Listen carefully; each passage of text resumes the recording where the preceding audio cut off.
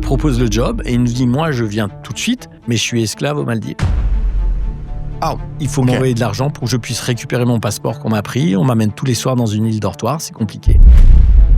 Je fais à peu près 5 millions par an. Ah, c'est énorme. Un des credos de Begelstein, c'est qu'on fabrique tout ce qu'on vend. Et en fait, j'ai commencé à vivre l'entrepreneuriat par le petit bout de la lorgnette. J'ai adoré ce que j'ai fait. J'ai été responsable de la formation, responsable des technologies, jusqu'au jour où je me suis dit, maintenant, il est peut-être temps d'aller chercher un nouveau rêve. On est là pour un temps duré, réalisons nos rêves. La difficulté, c'est de les déterminer, ces rêves.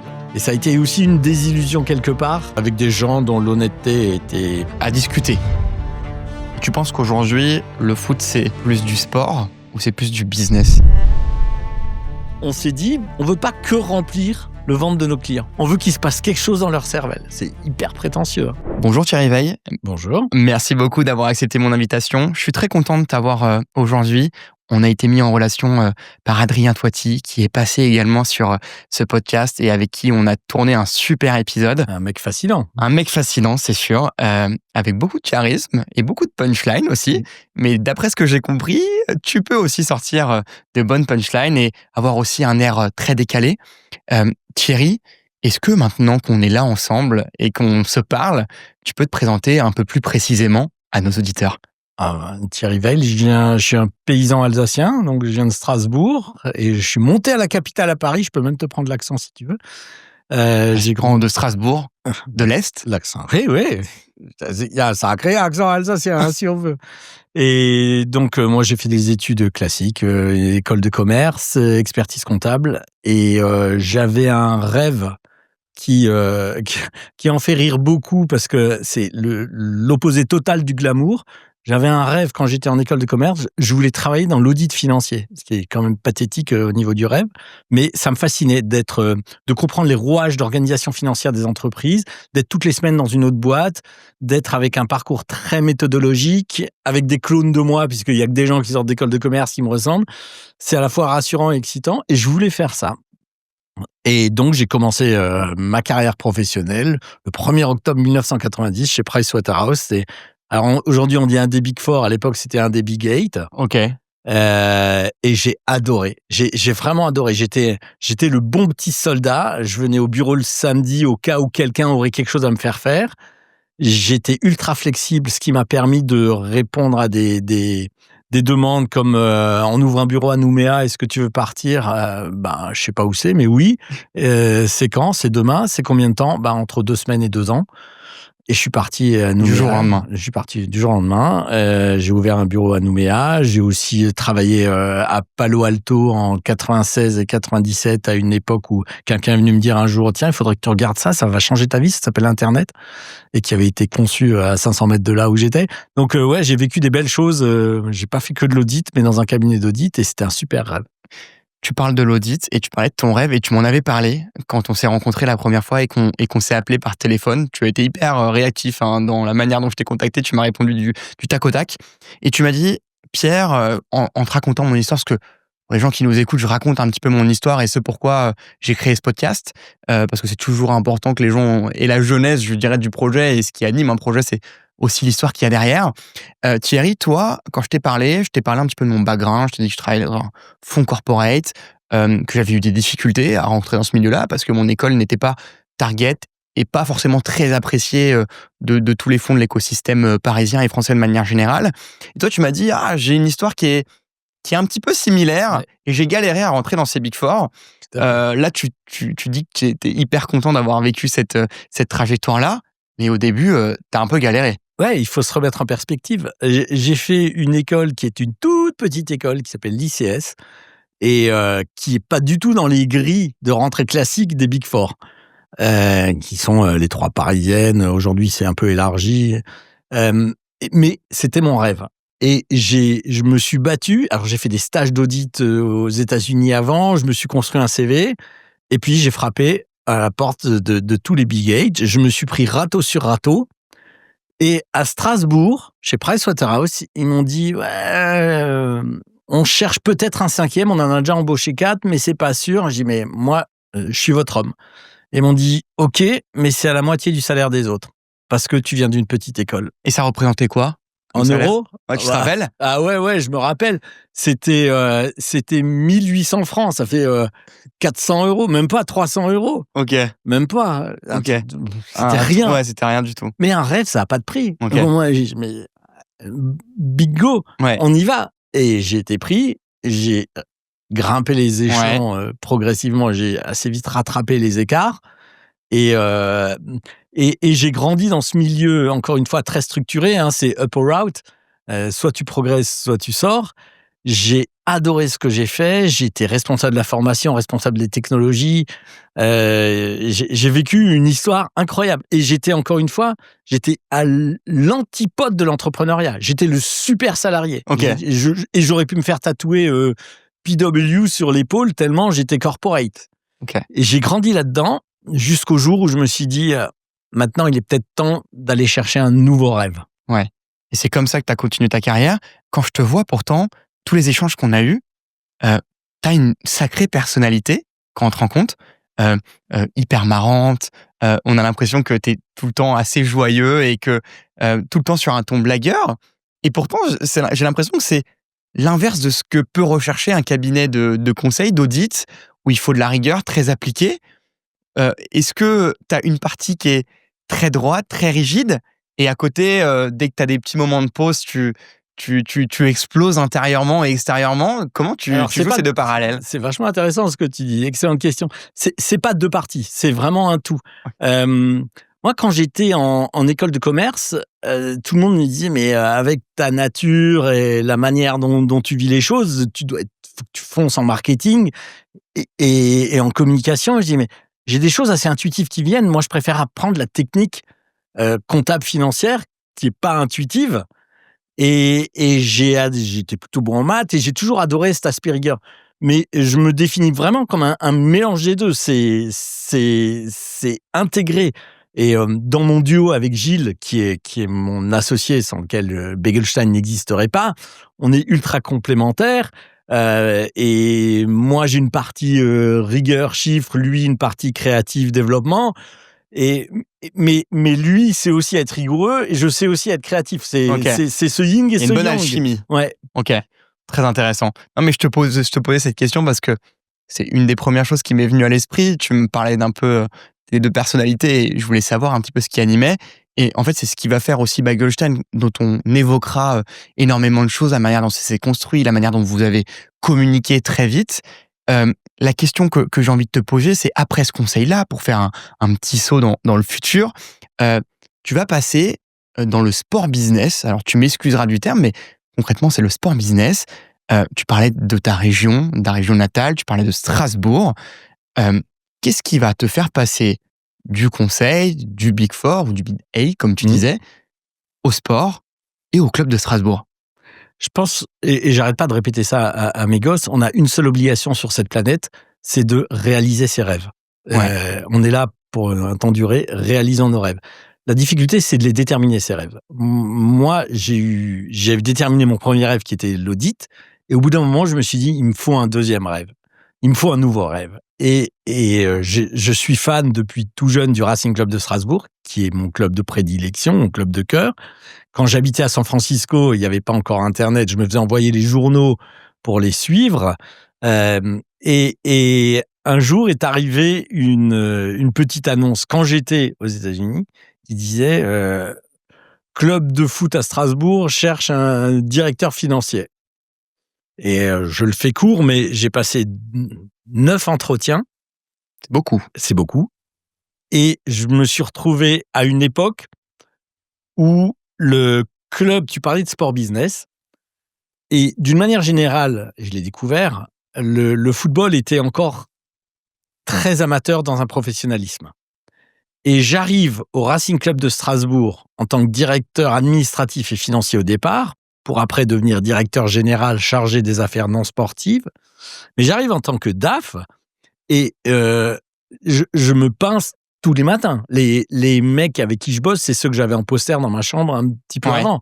C'était incroyable. Et j'arrive dans ce club et je découvre les rouages de ce sport business très amateur. Et je détonne un peu dans le monde du foot en général. Il y a un organe qui s'appelle la DNCG, Direction nationale du contrôle de gestion. Moi, je suis expert comptable. J'ai travaillé pendant 12 ans, donc j'ai un niveau qui me permet de parler avec eux. Quand je vois les autres clubs, les gens qui sont à ma place, c'est des gens qui sont des amoureux du club et qui sont là depuis 20 ans, qui n'ont pas forcément un bagage ni juridique, ni fiscal, ni technique comme je l'ai. Donc, c'est assez intéressant d'apporter à ce moment-là, dans ce sport business, une touche nouvelle. Et c'est vrai que je détonne un peu. Et je me souviens, je suis arrivé en août et le club venait de gagner la Coupe de la Ligue. Et donc, C'était en quelle année? C'était 97. Ouais. Le club venait de gagner la Coupe de la Ligue et était donc qualifié en ce qui était à l'époque la Coupe de l'UEFA. Je ne sais pas comment ça s'appelle maintenant, Ligue Europa. Ligue Europa, peut-être. Et donc, je suis mandaté pour aller au tirage au sort à Genève du premier tour de la Coupe. Et je me retrouve avec tous ces grands noms du foot dans la salle.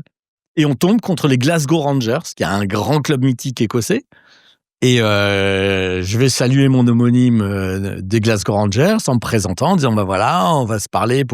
Et lui me tend à ce moment-là un bouquin de 500 pages avec les hôtels, les restaurants, l'accès au stade, les horaires, comment ça va se passer pour les bus, le parking, l'accueil des supporters. Et moi, j'avais une poignée de main. T'avais rien. Et j'avais rien. Ok. Et donc, j'ai appris sur le fil. De la même manière, on a joué au Parc des Princes un peu après. Et il y a mon homonyme du PSG à l'époque. C'était le seul qui faisait ça. Il disait, n'oublie pas qu'au parc, les équipes arrivent en tenant un enfant avec un maillot de l'autre équipe. C'est classique maintenant. Je dis, t'as bien fait de me le rappeler. Donc, j'arrive au parc avec les maillots pour les enfants. Et il me dit, super, mais les shorts et les chaussettes, oh merde. J'avais que les maillots. Et donc, va à Decathlon chercher 11 shorts blancs et 11 chaussettes bleues. Un samedi soir. Exactement. 15-20 minutes avant le match. J'ai beaucoup appris. Donc, j'avais ce professionnalisme sur les aspects administratifs et financiers. J'avais cet amateurisme du côté foot. Et ça a été une aventure passionnante. Après, pour de multiples raisons, ça a été très complexe parce que il y a beaucoup d'argent, peu d'éthique dans ce milieu-là, et j'ai appris des choses pour lesquelles j'étais pas forcément formaté venant de l'orthodoxie financière et comptable. Et ça a été aussi une désillusion quelque part avec des gens dont l'honnêteté était plus à discuter, en tout cas. Est-ce que tu penses que ça t'a fait un choc de passer de la passion du foot au sport business et ce que tu décris à la fin? Est-ce que ça t'a fait changer la manière de voir le foot et ta passion? On est aujourd'hui le 4 novembre. Ce soir, il y a PSG Bayern. Je m'en fous. Et je m'en fous à cause de ça. C'est vrai? Ouais, parce que ça a désillusionné beaucoup de choses du foot. Je suis quasiment plus retourné au stade de la Méno depuis que j'y travaille plus parce que il y a quelque chose qui s'est cassé, ouais. Okay. Et tu penses qu'aujourd'hui, le foot, c'est plus du sport ou c'est plus du business? C'est du sport business, comme tu l'as bien résumé, mais c'est pas que du sport, ça c'est sûr. Ça l'était déjà pas à l'époque dans une moindre mesure, ça l'est encore moins maintenant. Ouais. Mais néanmoins, c'est pas né Sirsem, hein, ça mobilise tellement d'énergie qui sont des énergies positives que, ok, s'il faut payer le prix du business pour avoir le sport.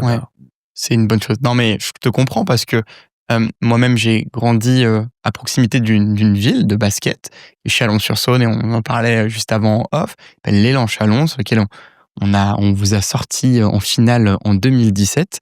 Je suis très rancunier, attention. Ouais, je sais, mais on a gagné contre la SIG Strasbourg, qui à l'époque tenait dans ses rangs un certain Franck Nilikina, qui est parti ensuite en NBA. On avait gagné contre vous, et j'ai grandi à côté de ce club-là, avec du business, mais dans le basket, on avait aussi un train de retard par rapport au foot, où l'argent était beaucoup moins présent qu'il l'est aujourd'hui. Pour donner une ordre d'idée, quand j'étais gamin, j'avais 12 ans, donc c'est à peu près, ça fait 12 ans à peu près, donc tu vois, là j'ai 25 ans. Et un des meilleurs joueurs du championnat à l'époque, c'était Laurent Foirest, qui avait joué aussi à l'équipe de France. Et de mémoire, quand je regardais, à l'époque, c'était sur Sport Plus, les matchs, et il était payé 20 000 euros par mois. Et à l'époque, c'était le plus gros salaire de ce qu'on appelait à l'époque la Pro A. Aujourd'hui, je crois que le plus gros est aux alentours de peut-être 1,5, 2 millions, et il est à Monaco, et c'est Mike James à Monaco. Voilà, mais c'est pour te donner une idée de se dire que dans le sport business, en fait, le basket est un peu en retard par rapport au foot.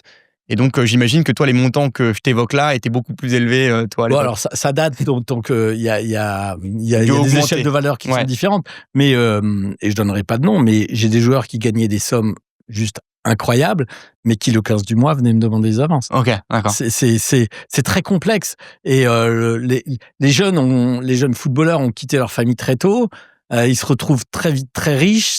C'est pas simple à gérer. Je leur trouve aucune excuse, hein. Mais d'ailleurs, c'est assez marrant qu'ils achetaient, parce que je sais pas si c'est toujours le cas, ils achetaient des choses dans un ordre assez précis. Tu as la voiture en premier, la montre en premier, la voiture en deuxième. Puis on découvre que l'assurance est tellement chère qu'on peut pas la payer. Alors quand on gagne énormément d'argent, c'est pas grave. Quand on est avec il y a un SMIC footballeur, mais c'est assez paradoxal de se dire que on fait le même métier qu'un mec qui va gagner 10, 20, 30 fois plus que soi, qui a l'entraînement en même temps que soi, mais moi je suis un peu moins bon, donc je gagne 30 fois moins. C'est paradoxal, hein. C'est totalement paradoxal. Mmh. Si on passe après, parce que là on a vu la facette consulting, la facette foot, elle va durer 2 ans, cette partie foot, si je me trompe pas, 2-3 ans. Et puis, il va y se passer autre chose, je crois, en attendant, parce que l'aventure Bagelstein va arriver plutôt aux alentours de 2011. Ouais. Qu'est-ce qui va se passer entre le foot et Bagelstein, où on va peut-être un peu plus après rentrer dans le vif du sujet? Alors, je reste sur mon credo qui est de réaliser ses rêves. Donc après, il faut les déterminer. Je commence à avoir un premier début d'envie d'entrepreneuriat, mais j'ose pas vraiment, mais un peu quand même. Et en fait, je vais m'associer avec des amis, très bons amis, qui ont une boîte de vente de radiateurs électriques en direct aux particuliers. Donc, petite question. Ouais. Est-ce qu'ils sont encore tes amis? Oui. C'est bon, donc ça s'est bien passé. Ça s'est très bien passé. Et en fait, je vais m'associer avec eux en rachetant des parts de l'entreprise. Mais c'est pas mon histoire, c'est leur histoire que je rejoins. Ça a été assez complexe. Ça a été une sublime histoire humaine. On a connu des très hauts et des très bas. Moi, j'avais fait un gros emprunt pour financer mon rachat de parts et la société a connu des difficultés. Donc, ça a été très complexe. Et en fait, j'ai commencé à vivre l'entrepreneuriat par le petit bout de la lorgnette. Et on a réussi tous ensemble à trouver des solutions. Et je suis parti de cette histoire-là avec une nouvelle page blanche à écrire. Et à ce moment-là, je me suis vraiment dit, je veux écrire mon histoire, from scratch. Et qu'est-ce qui me porte ? C'est la bouffe. Alors, moi, c'est 3 fois par jour en plus. et je m'associe avec mon beau-frère à l'époque, qui est Gilles, qui est toujours mon associé, et avec qui on est passionnés de bouffe tous les deux. Et on va ouvrir... Qui est strasbourgeois aussi ? Non, pas du tout. Qui est parisien, qui est le mari de ma sœur. Et on va ouvrir à Strasbourg un concept délirant autour de ce qui aujourd'hui est totalement éculé, qui est le sushi, mais qui à l'époque était... il n'y avait pas de sushi en France. Il y avait peut-être 10 restaurants en France. Et donc, quelle époque ça ? C'était en 2003-2004. Ah oui, ok. Parce que maintenant, c'est pas à tous les coins de rue. Mais à l'époque, très compliqué. Et en fait, on va créer un restaurant avec en plus un tapis roulant, un kaiten, qui est le plus long tapis roulant d'Europe, un truc monumental. Et on n'a aucun paradigme. On n'a aucun cadre de travail, puisque ni lui ni moi, nous venons de la restauration. Donc, on vient juste avec nos idées. Et on va lancer cette histoire à Strasbourg avec notre vision. C'est important parce que c'est la première fois que je travaille avec une vision entrepreneuriale. Avec Gilles, hein, c'est pas moi tout seul, c'est tous les deux. Et notre vision, elle nous dit quoi ? Elle nous dit qu'on déteste les desserts à base de pâtes de haricots rouges qui sont les desserts japonais. Donc, on va avoir notre tapis roulant et on va travailler avec un pâtissier strasbourgeois. Et à côté des sushis saumon, des yakitori poulet, il va y avoir millefeuille au praliné, macarons framboise basilic. Et puis, on va écarter tous les karmas. On va avoir des Saint-Jacques sautés au popcorn, du poulet caramélisé au coca. Et il va y avoir un espèce de mélange totalement hétéroclite qui correspond à ce qu'on a envie et qui va cartonner. Ouais. Et comment elle te vient, cette idée? Parce que tu me parlais un petit peu de ton passage en conseil. Ouais. Et tu as beaucoup voyagé. Ouais. En 2002-2003, j'ai pas vraiment conscience de l'état du marché. Tu disais que vous étiez pas beaucoup. En sushi? En sushi, quasiment pas. Tu disais une dizaine en France. Elle te vient comment, cette vision? La passion du sushi, d'ailleurs. On adorait ça et c'était compliqué d'en trouver. Et on s'est dit, lançons-le nous. Alors, ça a été extrêmement complexe. Ça a été d'abord très complexe de trouver un sushi chef. Il n'y en avait pas du tout. On est allé le recruter aux Maldives. Pour dire. Et vous l'avez fait venir. Ouais. Et pourquoi il a accepté de faire ça? L'histoire, elle est dingue. Peut-être tu la couperas, mais l'histoire, elle est dingue parce qu'on cherchait des sushi chefs et impossible d'en trouver en France. Ça n'existait pas. Donc, on essaye en Allemagne où il y a plus de restaurants japonais à cette époque. Et j'allais manger dans les restaurants japonais. Je demandais à voir le chef. Je lui mettais un billet de 10 € dans la main en disant « je t'attends à la sortie ». Et à la sortie, je lui disais « je sais pas combien tu gagnes, mais j'ouvre un restaurant, je te paye 20% de plus ». Puis ça n'a pas marché. Et Gilles, mon associé, me dit « mais moi, cet été, j'étais aux Maldives, il est dans un super hôtel, il y avait un super buffet japonais. Viens, on essaye de retrouver le gars ». Et en fait, le sushi chef aux Maldives, on arrive à le retrouver, on arrive à rentrer en contact avec lui et on lui propose le job et il nous dit « moi, je viens tout de suite, mais je suis esclave aux Maldives. Il faut m'envoyer de l'argent pour que je puisse récupérer mon passeport qu'on m'a pris. On m'amène tous les soirs dans une île dortoir, c'est compliqué. » Et on a dû payer des bakshish pour qu'il puisse retrouver sa liberté. Et je le fais court parce que l'histoire est complètement dingue.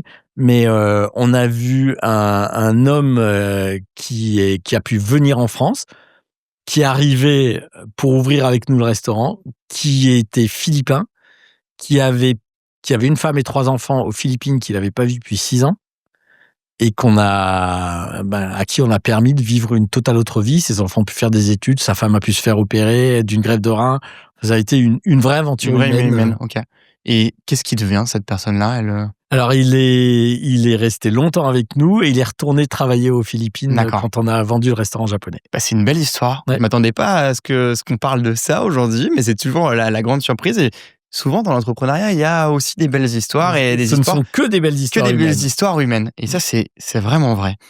On va peut-être passer à Bagelstein maintenant, parce que peut-être que les gens qui ont cliqué sur la vidéo ou ont l'audio qu'ils sont en train d'écouter ont envie peut-être de connaître cette partie de Bagelstein qui est peut-être la plus visible du grand public et la plus concrète pour les gens qui nous écoutent. Et la plus actuelle aussi. Et la plus actuelle aussi, c'est vrai Thierry, tu fais bien de le préciser. Comment t'es passé de la compta au foot à vendre des bagels? Alors, la compta, le foot, les radiateurs, les sushis, parce que c'est plutôt passer des sushis au bagel. Avec Gilles, mon associé, et on n'est pas toujours d'accord, mais on est inséparables. Et c'est ce qui fait notre force. On se dit qu'il y a un coup à jouer avec ce concept de sushi élargi, fusion, etc. Et donc, on décide d'ouvrir d'autres points de vente, et notamment à Lille. Et on va à Lille, on trouve un endroit, et au moment de les signer, on se regarde et on se dit « je le sens pas, et toi ?» Moi non plus. En fait, ce qui nous faisait peur, c'était la dépendance par rapport au sushi chef, l'absence de contrôle interne avec les tapis roulants, parce qu'on ne sait pas exactement ce qu'on vend, on sait ce qu'on achète, mais c'est compliqué. Il y a beaucoup de déchets, puisque ce qui a tourné sur le tapis, on ne peut pas le remettre au frigo et le resservir le soir. Donc, il y avait des freins. Et on s'est dit, viens, on essaye de faire autre chose. Ce qu'on a fait, c'est qu'à Strasbourg, on a pris un local en face d'un collège. D'accord. En se disant, viens, on prend ce local et on va voir ce qu'on va y faire. On a payé des loyers à vide pendant des mois en se disant, qu'est-ce qu'on fait? Viens, on fait de la street food asiatique, genre des bobounes ou des faux, sachant que c'était en 2010, donc il y a longtemps. On a hésité et puis on s'est dit, bien, ce qui peut être sympa, c'est un endroit où les gamins du collège peuvent venir sécher leurs cours et on récompense ceux qui sèchent. Avec cet esprit un peu trublion déjà. Et on s'est dit que ça serait mieux d'avoir une offre toute journée. Il habitait aux États-Unis, Gilles, moi aussi. Ça fait des années que tout le monde s'est dit, putain, mais les bagels, mais c'est dingue qu'il n'y en ait pas en France, il faut en faire. Et on s'est dit, viens, on va travailler les bagels. Et on a payé des nombreux mois à ses loyers à vide en face du collège. Et on a commencé à travailler sur la recette et avec un boulanger. Le boulanger à qui j'ai dit, viens, j'aimerais qu'on fasse des bagels. Il savait pas ce que c'était. On a travaillé pendant des mois, la recette. Et j'étais jamais content du résultat. Et au bout d'un moment, je me suis dit, merde, j'ai pris mes bagels, je suis allé à New York et j'ai frappé à la porte de ceux qui faisaient des bagels en disant, voilà, je serai jamais votre concurrent, je suis à 8000 km de chez vous. Je suis pas satisfait à 100% de ce que je fais. Est-ce que vous pouvez m'aider? Ils ont accepté de t'aider. Et ils m'ont dit, va te faire foutre. Je me suis pris râteau sur râteau. Sauf un mec à Brooklyn, Scott, si tu m'entends, et qui me dit, attends, les bagels, c'est toute ma vie. Je supporterai pas qu'on les fasse mal, même à l'autre bout du monde. Tiens, mais c'est tablier. Okay. Et donc, je suis resté quelques semaines avec lui et j'ai pu bouger tous les curseurs, voir ce que je faisais pas bien en termes d'humidité, en termes de température du four, en termes de température de pouce. Et j'ai corrigé tous mes curseurs et je suis rentré avec ma recette de New York. Et c'était quoi la première recette alors? Est-ce que tu te rappelles? Ah oui, je me rappelle bien, tous les essais qu'on a eus, mais c'était pas ça, c'était il manquait de l'identité du bagel. Mais ce qui est intéressant, c'est que je suis rentré à Strasbourg en disant ça y est, je l'ai. On a commencé nos études de marché et les gens n'aimaient pas. Parce que c'était pas la même. Parce que ils connaissaient pas le bagel en France. Mais quand je leur faisais goûter ma recette pure new-yorkaise que j'avais ramenée, c'est trop dense. Le palais français habitué à la légèreté de la baguette, à qui tu donnes un bagel qui est ultra lourd, parce que c'est ça la recette new-yorkaise, ça passait pas. Donc, j'avais enfin la recette que je voulais, mais j'ai dû la dégrader pour la réadapter au marché français. Okay. Et on s'est dit, on veut pas que remplir le ventre de nos clients. On veut qu'il se passe quelque chose dans leur cervelle. C'est hyper prétentieux. Hein. On veut marquer d'une micro-séquelle nos clients quand ils rentrent chez nous. Donc, le passage de vos clients. Et c'est fou que tu dis ça parce que là, tu as la recette. Et en plus de la recette, j'ai l'impression que moi, en grandissant, je me suis rendu compte que, et beaucoup maintenant, tu vas dans des lieux qui sont Instagrammables, où tu as envie de vivre une expérience. Et des fois, tu es même plus attiré par l'expérience que par ce que tu vas manger. Ce qui t'empêche pas de revenir ou de pas aimer mais c'est peut-être ça des fois qui te fait hésiter entre deux restos. Et tu vas dire quelque chose d'assez intéressant et qu'on parlait tout à l'heure. Tu disais, il faut accepter que des gens n'aiment pas notre marque. Et quand tu parles d'être décalé, qu'est-ce que tu veux dire par là? En fait, on se retrouve en 2011 avec notre premier restaurant ultra marketé. Il y avait du Bagel Shine partout. Casquettes, stylos, plateaux, PQ, serviettes. À tel point que les gens qui arrivaient dans notre premier restaurant à Strasbourg, dans un coin paumé de Strasbourg, nous disaient « Ah ouais, Bagel Shine, je connais bien. Moi, chaque fois que je vais à New York, je vais au Bagel Shine de New York. » Et nous, on disait « Bien sûr, on est une grande chaîne. » Et cette façon de marquer les esprits, on s'est dit, il se passe quelque chose. Les gens s'identifient à quelque chose. Sauf que zéro pognon, zéro montant à investir dans la com et la pub. On se dit, comment est-ce qu'on va se faire connaître? On sent qu'il se passe quelque chose, mais il faut qu'on se fasse connaître. Eh bien, soyons les petits cons. Soyons les petits cons du fond de la classe, qui sont les meilleurs en maths, parce que c'est très bon ce qu'on mange chez Bagel Shine, et qui envoient les petites boulettes de papier sur les autres, qui sont ultra énervants.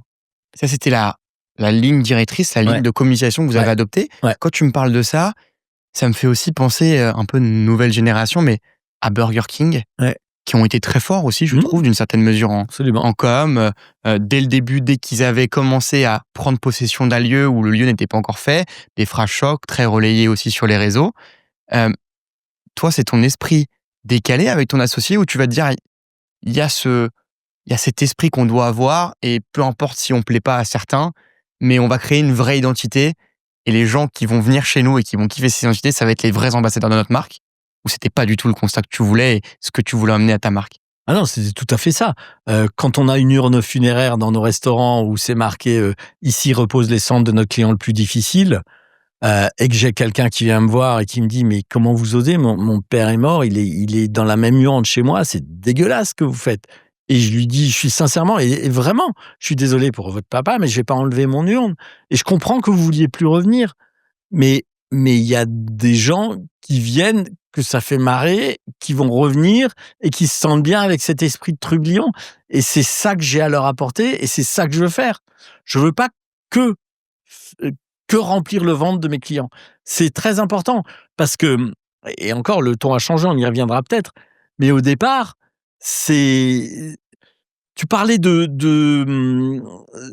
de restaurant. Nous, pendant qu'on fait les travaux dans notre restaurant, on a une offre d'emploi.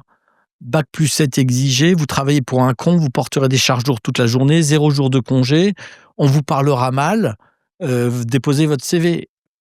Et tu vas voir quand même des gens qui vont postuler à ça. C'est pire que ça. Les gens, ils viennent et ils disent « Je suis désolé, j'ai que Bac+4, je peux quand même vous laisser un CV ?» Mais c'est magique. Et c'est ça qu'on adore. Quand on est bagels gratuit demain et que les gens viennent en disant « Mais demain, alors c'est gratuit ?» Bah oui. Mais si je reviens demain, vous m'en donnerez? Bah non, si vous revenez demain, je vous dirai demain. Ou j'ai quantité limitée à 500 bagels par personne et par jour. Et que les gens viennent, il n'y a pas beaucoup de gens qui vous en prennent 500 quand même. Mais c'est ça. Et il y a des gens que ça va énerver en disant, mais c'est n'importe quoi. Je suis désolé pour vous. Mais ceux que ça aura fait marrer, c'est ceux-là que je cherche. Et ça nous a permis à une époque où le ton était vraiment différent. Il n'y avait pas Buzzman et Burger King, où on était les premiers à avoir ce ton-là. Eh ben, de nous faire connaître sans investissement publicitaire massif. Avec le retour, tu penses que l'humour dans le business, c'est un piège ou c'est une arme? Pour nous, c'est une arme parce qu'on l'assume. C'est très complexe de faire l'humour et c'est de plus en plus complexe. On l'a payé assez cher parce qu'il y a eu des dérapages, pas du tout de notre fait, mais d'interprétation de phrases qui ont été ultra déplacées. Et il faut avoir les épaules larges pour pouvoir assumer ça. Pour nous, c'est clairement une arme. On se désole du fait qu'on a de moins en moins de place pour s'exprimer avec l'humour, puisque aujourd'hui, faire de l'humour sans choquer personne, puisque c'est ce qui est devenu important, c'est choquer personne. Alors que le choc, sans qu'il soit méchant, fait aussi partie de la communication. Mais pour nous, c'est clairement un levier. Un levier.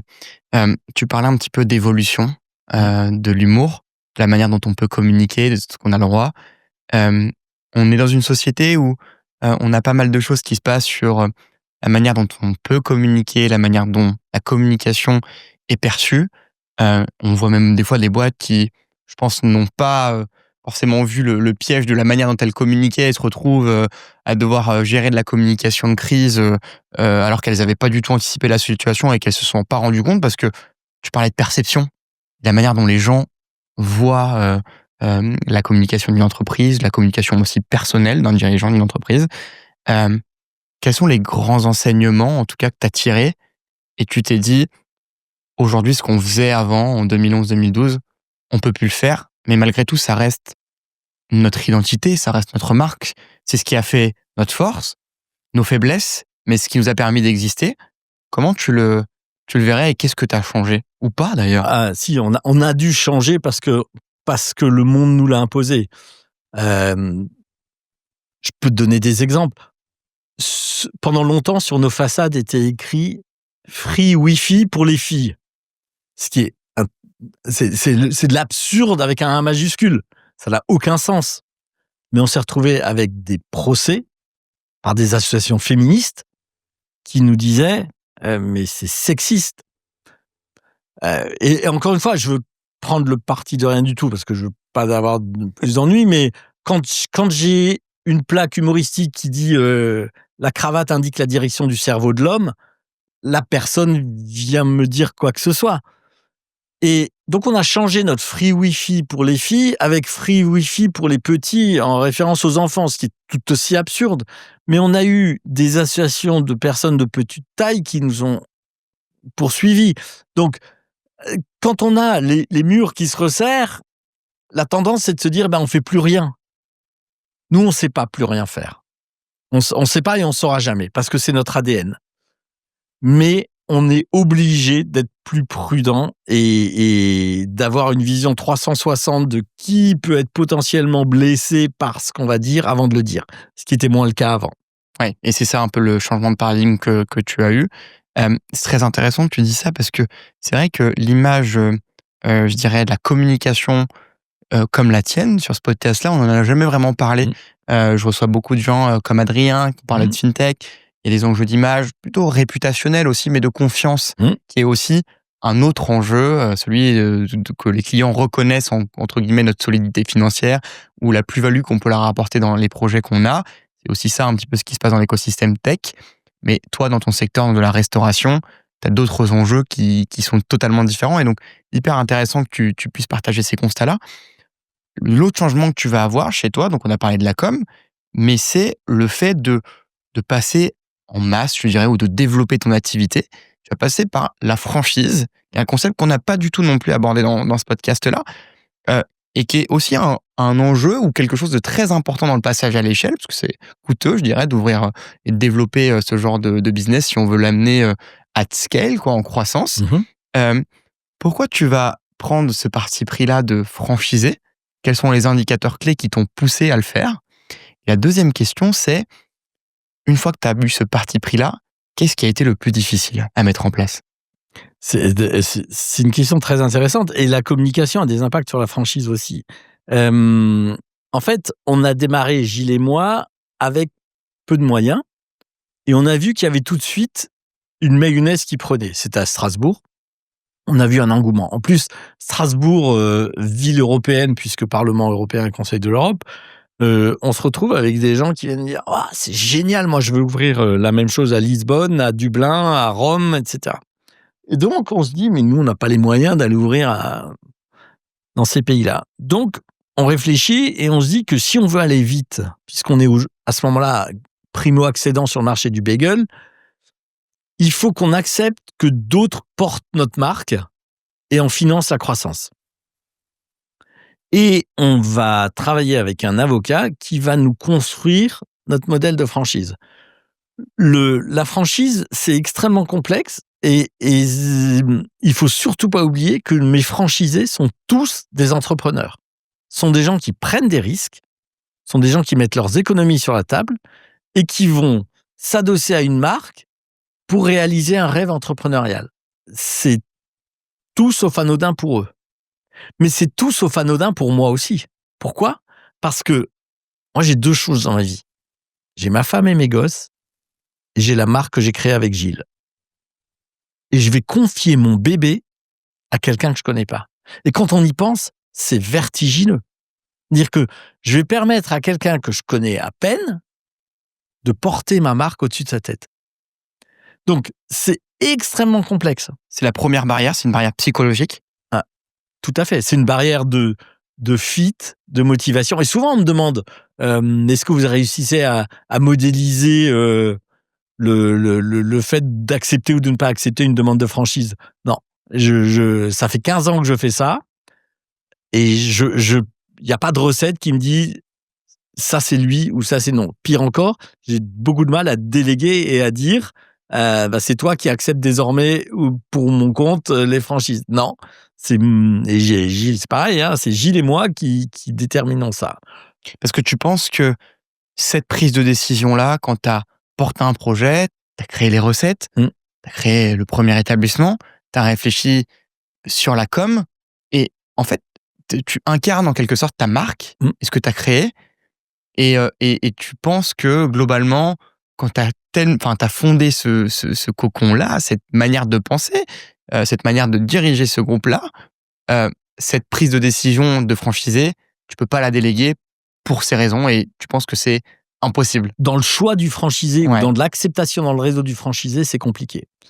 Après, Malgré que tu aies des barrières, parce que j'imagine que pour les gens qui nous écoutent, tu as un cahier des charges oui. avec des indicateurs précis, etc. Alors, il y a des indicateurs précis, c'est clair, mais in fine, c'est est-ce que j'ai envie de passer du temps avec cette personne? Parce que je suis pas encore ni Subway ni McDo. Moi, toute personne qui rejoint mon réseau va devenir une personne extrêmement importante. Je vais lui confier ma marque, il va me confier son projet professionnel, et c'est ce match-là qui est fondamental. On est extrêmement accompagnant. C'est-à-dire que quand quelqu'un nous rejoint, moi j'ai toute une équipe d'animation, on est 7/7 avec les personnes, on est en présentiel, en fait, la franchise c'est quoi? C'est que moi, j'ai rencontré plein de problèmes quand j'ai créé mes restaurants. Un franchisé va venir et forcément va rencontrer ces problèmes. Sauf que moi, je les ai résolus. Et maintenant, c'est à moi de l'aider à résoudre toutes ces barrières qu'il rencontre et que j'ai déjà rencontrées. Tu parlais justement, et ce qui était très intéressant de ce développement, et tu as donné une vision tout à l'heure sur les États-Unis. Tu t'es dit, mais en fait, le bagel, on l'a hyper mal calibré. Ça correspondait pas du tout à ce que souhaitait le français avec un palais raffiné. Je suis allé sur ton LinkedIn tout à l'heure, parce que pour être honnête, j'avais oublié de confirmer ce petit rendez-vous de podcast et j'ai failli te louper. Et je suis tombé et j'ai regardé ton profil en même temps et je me dis, mais je crois qu'il est en train d'ouvrir un restaurant en Inde. Et je me suis dit, mais ça veut dire que le concept s'exporte vraiment partout. Quand tu exportes un tel projet, pour toi, quelles sont les plus grosses barrières que tu as? Est-ce que c'est la culture, la manière dont tu communiques qui est différent? L'humour français n'est pas le même que l'humour allemand, n'est peut-être pas du tout le même que l'humour indien. Donc à la fois, tu repars peut-être de zéro sur la recette, de zéro sur la communication. Quel est le travail que tu fais derrière tout ça? Alors, l'Inde, c'est les antipodes, mais partons sur l'Allemagne. Ok. Pourquoi? Parce que moi, j'habite à Strasbourg, que l'Allemagne, c'est à 200 mètres de chez moi. C'est-à-dire que je fais mes courses en Allemagne toutes les semaines. Et pourtant, c'est un monde totalement différent. D'abord, sur la culture et la communication, tu l'as souligné. Quand on est arrivé en Allemagne la première fois, on a traduit nos blagues et on les a mis dans le restaurant. Grosse erreur, parce que la vie est trop courte pour apprendre l'allemand, ça les fait pas marrer. Et quand j'écoute du Wagner, ça me donne envie d'envahir la Pologne, encore moins. Donc, on arrive... T'avais fait quoi? T'avais fait du Google Translate Ouais. Translate, et puis on met ça sur les murs avec nos plaques humoristiques. Non, no way. Donc, il a fallu s'adapter à la culture. Pour ça, on travaille avec des agences locales qui nous disent ça oui, ça non. Après, il y a l'aspect food.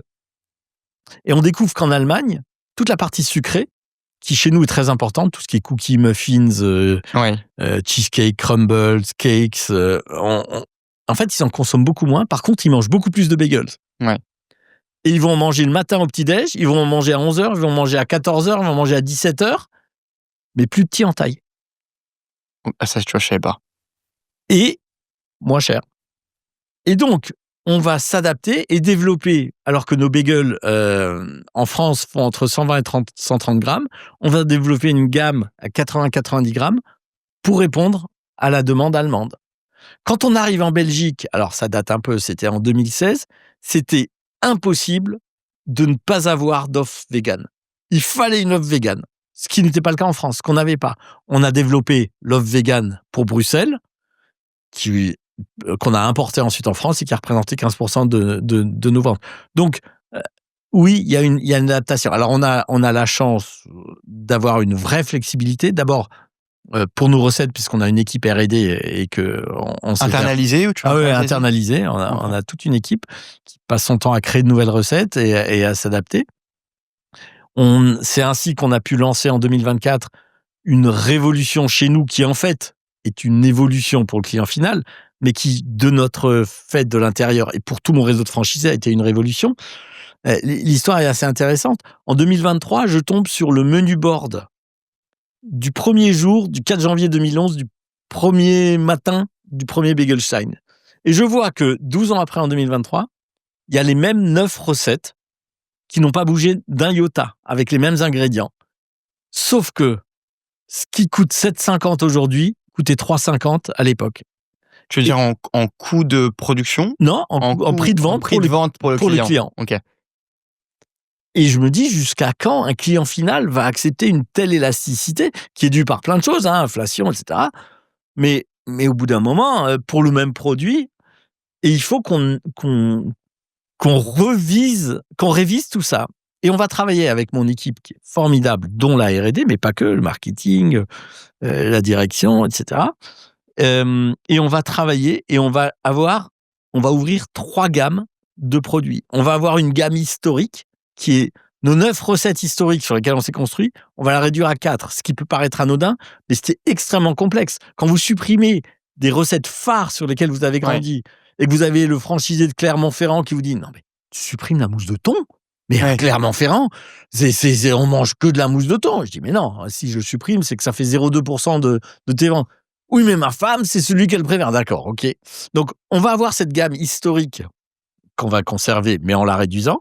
Et on va avoir un produit qui va être entrée de gamme, mais j'aime pas trop parce que ça fait un peu péjoratif, parce que c'est ultra qualitatif. Et on va avoir un produit premium chaud qui vient empiéter sur le marché du burger. Mais sans burger, enfin pas un bagel burger, mais ça va être de l'effiloché de bœuf avec du cheddar fondu et des oignons crispy. Ça va être du cabillaud pané avec de la sauce tartare et des herbes fraîches, etc. Donc on va avoir nos 3 gammes. Et ces 3 gammes et le lancement de tout ça en 2024 va booster la croissance en 2024 et toujours en 2025. Donc j'ai une équipe R&D qui permet tout ça et ça a été un des facteurs clés de succès. Un des facteurs clés de succès de Bagelstein. Aujourd'hui, tu parlais de toutes ces équipes-là, mais vous êtes combien chez Bagelstein au total ? Je fais un peu plus d'une centaine de fiches de paye, mais sachant que on n'en a pas parlé, mais un des credos de Bagelstein, c'est qu'on fabrique tout ce qu'on vend. Nos bagels, nos cookies, nos cheesecakes, nos muffins, nos crumbles, tout ça est fabriqué dans notre cuisine centrale. Qui est basée où ? Qui est basée à Pantin, en région parisienne. Rien n'est surgelé. Il n'y a aucun conservateur ni produit chimique dans nos produits. Et on expédie ça tous les jours ou tous les 2 jours dans tous nos restaurants. Et comment, t'as peut-être un franchisé, si je prends à Pau ou Marseille, je sais pas où. En combien de temps ça arrive ? Ça va partir en fin d'après-midi, ça va arriver le lendemain matin dans le restaurant de Pau ou de Marseille. Ok. Et t'arrives à compresser tes transports. C'est un vrai sujet. C'est un énorme sujet. Ok. Mais c'est aussi un des facteurs clés de succès de Bagelstein. Et ça permet à mes franchisés de ne pas avoir besoin de beaucoup de surface, puisqu'ils n'ont pas de stock, pas besoin de congélateur, pas besoin de cuisine. Donc, on s'est travaillé dans des petits emplacements, mais qui du coup peuvent être mieux placés. Et nous, on va pré-mâcher toute la partie en amont. Je vais livrer mes bagels, mes cookies, mes cheesecakes, mes crumbles, mais aussi tomates, poulet, cream cheese, et tout est prêt. Les tomates sont tranchées, le poulet est émincé, la salade est en lanière, le cream cheese est fouetté.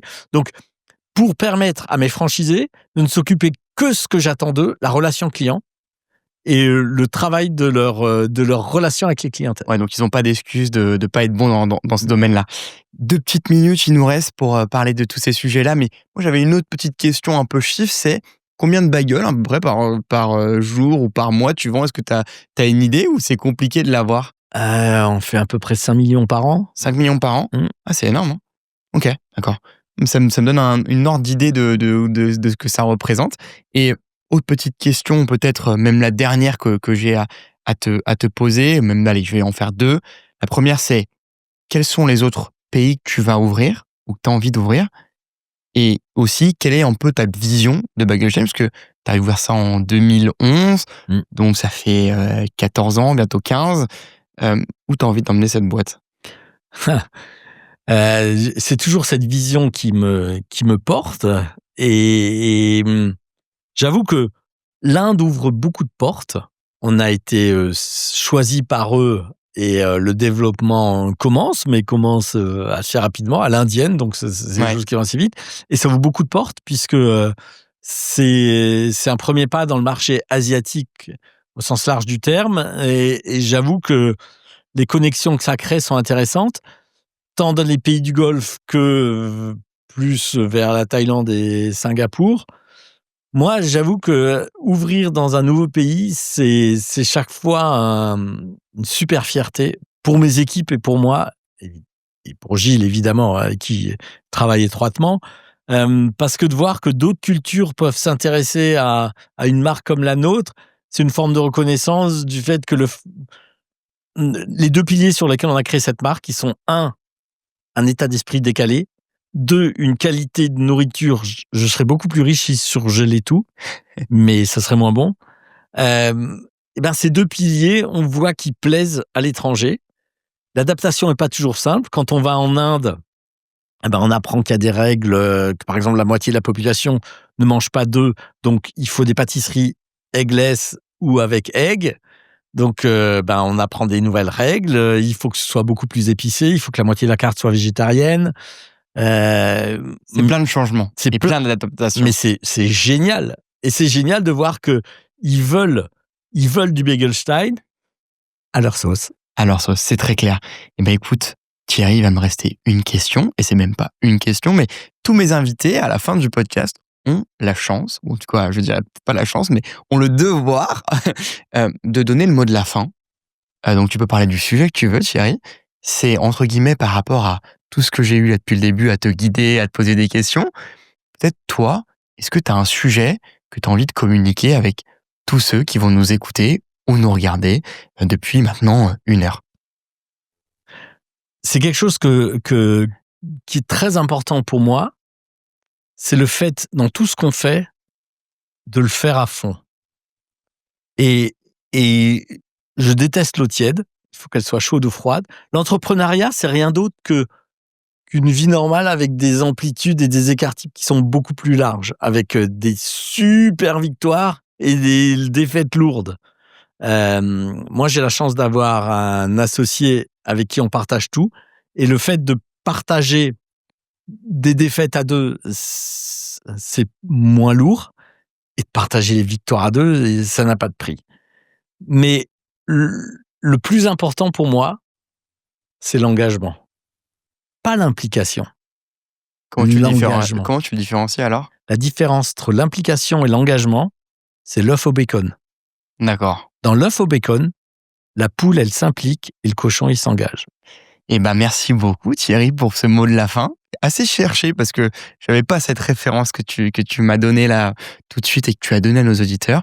Thierry, encore un grand merci d'avoir pris de ton temps bien chargé pour venir répondre à mes questions ou en tout cas échanger un moment avec moi. Merci beaucoup. Avec plaisir, Pierre.